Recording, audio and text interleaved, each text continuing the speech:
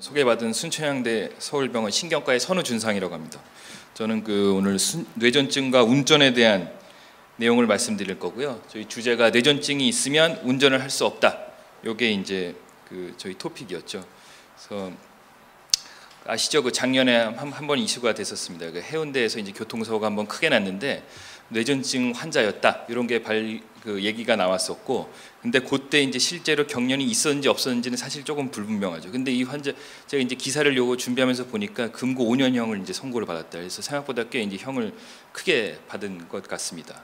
근데 이제 미국 같은 경우를 보면 요것도 이제 기사를 따온 건데 보면은 캘리포니아에서 이제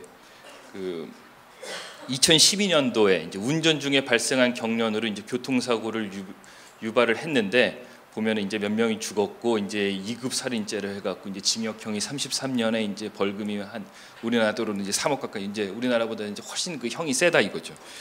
그래서 그러면 이제 뇌전증 환자가 운전을 해야 되냐 말아야 되냐. 그래서 저 이제 처음에 진단받고 아니면 첫 번째 경련으로 오는 분들한테 이제 운전을 하시느냐 이런 거를 이제 꼭 물어봅니다. 근데 결론적으로 말씀드리면 뇌전증이 있다고 꼭 경련 발작이 계속 있다는 뜻은 아니죠. 아까 처음에도 말씀드렸지만 뇌전증 환자분들 중에 약물 치료만 잘해도 10명에 7명은 이제 발작 없이 정상적인 생활을 가능하니까 경련 발작이 반복적으로 없이 잘 조절되는 상태에서는 뇌전증 환자분들도 운전을 할 수가 있습니다. 근데 운전 중에 이제 뇌전증 발작이 발생하게 되면 의식장애가 생기죠. 일단 의식장애가 없을 수도 있지만 의식장애를 유발하고 자기 몸을 스스로 이제 컨트롤할 수 없는 상태가 될 수 있기 때문에 당연히 정상적인 운전 기능을 발휘할 수가 없고, 그것 때문에 이제 교통사고가 날 위험이 매우 크고, 근데 그렇게 해서 발생하는 교통사고는 우리가 흔히 아는 그냥 접촉사고보다도 훨씬 더 심각한 수준의 이제 큰 교통사고가 날 위험이 크기 때문에 본인뿐만이 아니라 이제 주변에 이제 다른 사람들한테도 이제 위험을 끼칠 수가 있습니다. 큰 위험을 끼칠 수가 있죠. 실제로 이제 데이터가 있는데 뇌전증 환자들이 꼭 경련에 의한 교통사고가 아니더라도 단순 접촉사고를 포함해 갖고 교통사고의 위험이 조금 더 높긴 합니다. 그래서 안전을 고려해서 본인과 이제 다른 대중들의 안전을 고려하면은 어느 정도 이제 규정은 필요하죠. 얼마 이상 뇌전증이 경련 발작이 없어야 운전을 할 수 있다. 그래서 규정이 세워져 있습니다. 근데 이제 그 규정을 얼마나 이제 스트릭트하게 할 것이냐. 운전이 사실 생각해 보면 우리 삶에 굉장히 중요한 부분이거든요. 특히 이제 직업이 있는 분들, 그 중에 심지어 이제 운전을 업으로 하시는 분들한테 운전을 못하게 하면 굉장히 큰 문제가 되겠고, 그것뿐만이 아니고 전반적인 삶의 질에도 문제가 될 수가 있고, 사회적인 편견에 이제 문제도 될 수가 있습니다. 그래서 우리나라 규정이 있는데 2010년도에 이제 만들어진 것은 예전에 이제 2년을 기준으로 삼았었거든요.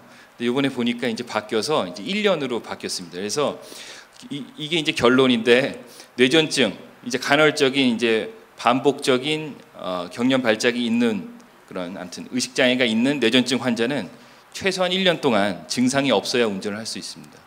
그러니까 1년 이내에 경련 발작이 있었던 분들은 운전을 못 하는 거고, 경련 발작이 있었어도 약을 잘 먹으면서 1년 이상 발작 없이 잘 지내고 있다, 이런 분들은 운전을 할 수가 있는 거죠. 근데 운전의 타입도 여러 가지가 있는데 이제 가벼운 이제 의식 소실 없는 이제 단순 부분 발작, 손만 떨린다던가 이제 얼굴만 움찔거리는 그런 것만 있으면 이제 운전을 할 수 있는데, 이런 경우도 마찬가지로 의식 장애를 동반하는 경련 발작이 있었으면은 1년 안에 있었으면은 운전을 할 수가 없습니다. 이런 거 없이 단순 부분 발작만 있는 경우는 이제 할 수가 있다. 수면 중에만 경련하는 사람들이 있거든요. 깨어 있을 때는 경련한 적이 없고 이런 분들도 있는데, 이런 사람들도 운전을 할 수는 있지만 만약에 1년 이내에 깬 상태에서 발작이 있었다, 이런 경우는 이제 1년 이상 없어야 이제 할 수가 있습니다. 근데 요거는 저희 일반 대중들한테 쓰는 거고, 그 대중교통수단 운전하시는 분들이 있지 않습니까? 이제 버스, 시내버스, 고속버스 운전하는 사람들한테는 요게 통하지가 않고 훨씬 더 이제 엄격한 기준을 이제 따르게 되어 있습니다. 그래서 이제 이게 왜 1년으로 돼 있냐? 우리나라는 1년이고 나라마다 조금씩 차이가 있거든요. 근데 이제 영국 같은 경우는 거의 비슷합니다. 1년 이상 없으면 운전을 할 수 있다, 이렇게 되어 있고, 수면중 발작도 이제 마찬가지고요. 대중교통 운전하는 이제 운전사들은 이제 10년 이상 발작이 없어야 운전할 수 있다, 이렇게 돼 있고, 미국은 보면은 1년인 데도 있지만 이제 3개월에서 6개월인 데가 더 많습니다. 왜냐하면은 여기는 땅덩어리가 넓으니까 운전 못하게 하면 이제 먹고 살기 어려운 상황이 생길 수가 있거든요. 그래서 여기는 이제 조금 더 이제 한 3개월, 6개월만 발작이 없어도 이제 운전할 수 있게 규정이 조금 더 이제 덜 스트릭트한 그런 경향이 있고, 일본은 이제 2년으로 되어 있습니다. 그래서 이제 뇌전증 있는 분들이 이제 교통사고 위험이 얼마나 되냐? 정상군을 1로 보면은 한 1.3, 1.9, 그러니까 약 한 30%에서 한 90% 정도 이제 위험이 이제 증가한다.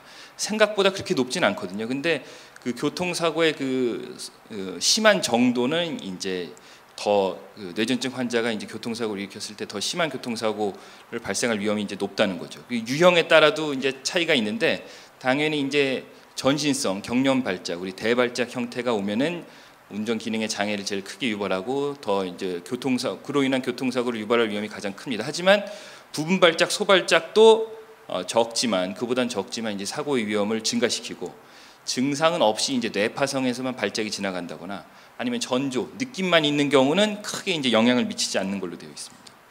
그래서 예전에 이제 연구 기관들 보면은 교통사고에 영향을 미치는 요인들이 여러 가지가 있는데, 그 중에 제일 중요한 거는 1년 이상 발작이 없으면은 확실히 교통사고의 위험이 높지 않다라는 게 되어 있고, 그 외에도 이제 일관적인 전조 증상, 난 항상 경련하기 전에 속이 미식거리고 약간 올라오는 느낌이 있다, 이런 사람들이 있는 사람들은 이제 있겠구나, 이 전조를 미리 느낄 수가 있기 때문에 뭐 차를 대든지 운전을 멈춘다든지 하는 식으로 이제 위험을 낮출 수가 있는 거죠.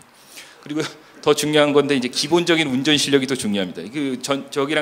뇌전증이랑 상관없이 기본적인 이제 운전 실력이 조금 나쁘면 당연히 교통사고 위험이 높겠고, 그래서 교통사고 있었던 사람들 이제 조사를 해보면 그 중에 한 20%는 약을 이제 깜빡 빼먹고 나서 이제 교통사고가 발생했다. 그래서 꾸준하게 이제 약물 치료하는 게 중요하겠고, 교통사고 난 사람들 보면 한 반절 정도는 그 각각 나라마다 이제 규정이 있는데 그 규정에 이제 어긋난 운전을 한 거죠. 그러니까 1년이나 2년 그 기간을 채우지 못한 상태에서 운전을 한 사람들이 이제 발생할 수가 있다. 그래서 운전 규정을 이제 못하게 한다기보다는 그 사람이 이제 안전을 생각하는 이제 안전장치 정도로 생각하시면 되는 거고, 전조 증상이 있다 그래갖고 꼭 교통사고 안 나는 건 아니거든요. 그래서 전조가 있는데도 운전을 할 수가 있고, 전조가 너무 짧아서 조치를 취하기 전에 그 사이에 이제 사고가 발생할 수도 있고요. 그래서 전조가 있었던 사람들하고 이제 전조가 있는 사람들, 그러니까 뇌전증 환자 중에 이제 교통사고가 있었던 사람, 없었던 사람 비교해 보면 전조가 있고 없고의 차이는 크게 차이가 없다. 그리고 1분 이상 전조가 길게 가는 그 전조의 시간도 크게 차이가 없다. 그래서 결론적으로는 나는 항상 그 경련 있기 전에 선행하는 전조가 있다고 하더라도 이것만 믿고서 이제 운전을 이제 안전하게 할 수 있는 건 아니죠. 전조가 있다고 하더라도 이것이 이제 교통사고 위험을 낮추지 못한다, 이렇게 생각하시면 되겠고, 국내 연구가 있는데 뇌전증 환자 중에 교통사고 경험 5년 이내 교통사고 경험하는 사람이 한 3분의 1 정도 됩니다. 그 중에 이제 발작에 의한 사고는 이제 8.7%니까 한 4분의 1 정도는 교통사고 중에 이제 경련에 의해서 나타나는 교통사고가 그 정도 되는 거죠. 근데 2년 이내, 예전에 이제 규정이 2년이었거든요. 근데 2년 이내에 경련 발작이 있었던 사람들 중에서 이제 조사를 해보니까 한 36%, 한 3분의 1은 실제로 운전을 했던 거죠. 하면 안 되는데 규정에 어긋난 운전을 한 거고, 그 중에 한 3분의 1 해당되는 13%에서는 발작에 의한 이제 교통사고가 있었다.